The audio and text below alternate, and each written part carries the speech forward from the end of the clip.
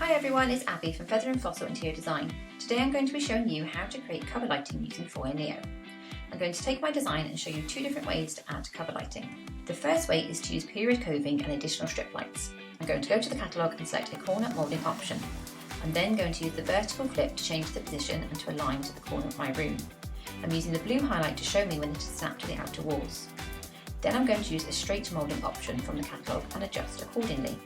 The blue highlight will show me when the two pieces of moulding are snapped together. I'm now going to swap to the 2D view and change to ceiling fan mode. This will make it easier to resize my moulding to fit the length of the walls. I will now use the clone tool to duplicate the corner coving and apply to the next corner of my room.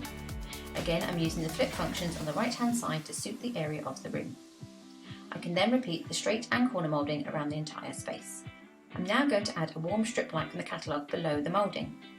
I'm using the right hand side panel to resize the light to make it discreet and the correct size for the length of the wall. I'm adjusting the light to ensure it fits neatly below the coving.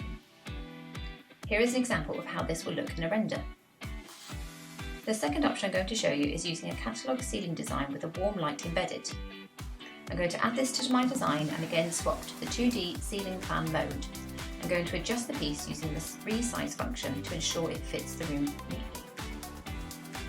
I'm then going to add my wall colour texture to the ceiling.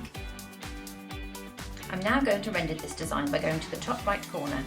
I'm going to adjust the internal and external lighting on the left hand side panel. I can change the intensity of the internal lights and also move the sun using the icon in the bottom right.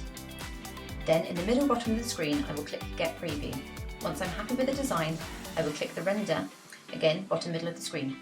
I'm using the 4K option to create the best quality renders, and here are the finished designs.